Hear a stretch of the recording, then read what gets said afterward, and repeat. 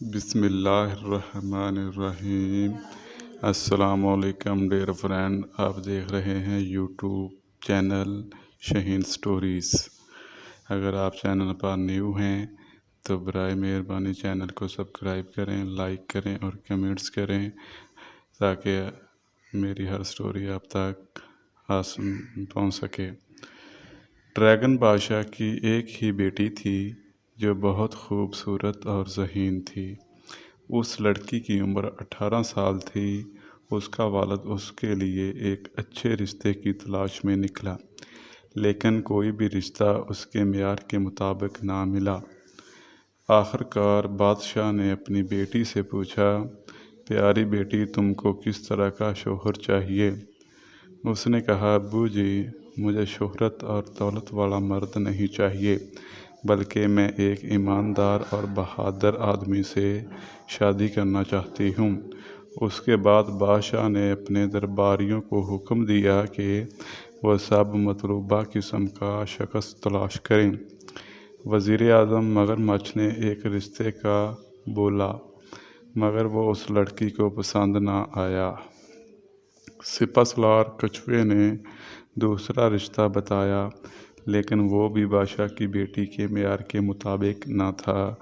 ایک دن general M نے، جو کہ کسی سمندر کے معائنے کے لیے آیا ہوا تھا، اس لڑکی کو بتایا کہ اس نے اس کے لیے ایک بہترین شخص ڈھونڈ لیا ہے جو اس کے معیار کے عین مطابق ہے۔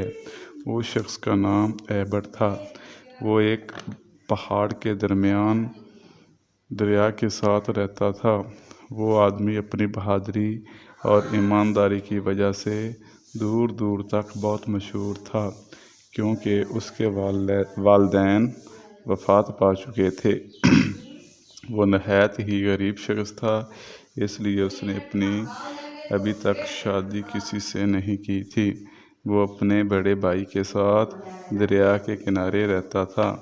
دونوں بھائی کی زندگی کا دار و مدار شکار پر تھا۔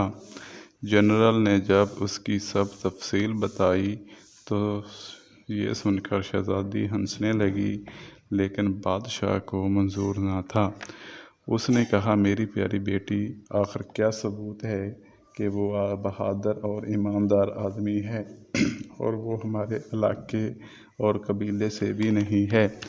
اس وجہ سے اس سے تمہارا رشتہ یا شادی کرنا مناسب نہیں ہے۔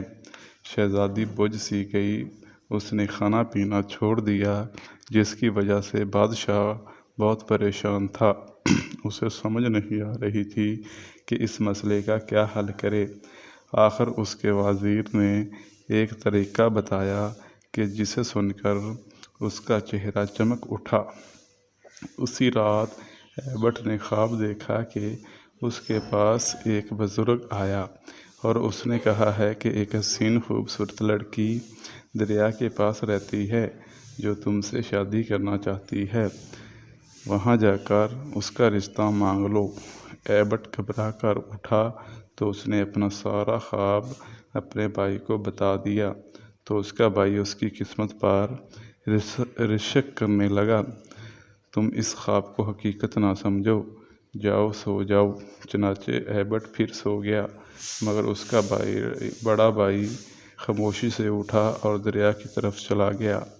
کچھ دیر بعد اس کے چھوٹے بھائی کی آنکھ کھل گئی تو اس نے اپنے بڑے بھائی کو وہاں نہ پایا۔ وہ بہت پریشان ہوا کہ اس کا خواب سچا ہو سکتا ہے۔ اس نے جلدی سے اپنے کپڑے تبدیل کر کے دریا کی طرف چل پڑا۔ 14ویں رات کا چاند چمک رہا تھا، ہلکی ہلکی ٹھنڈی ہوا چل رہی تھی۔ دریا کے پانی پر پریاں حسین منظر پیش کر رہی تھیں، چاروں طرف جگنو چراغ کی طرح گھوم رہے تھے۔ بسم اللہ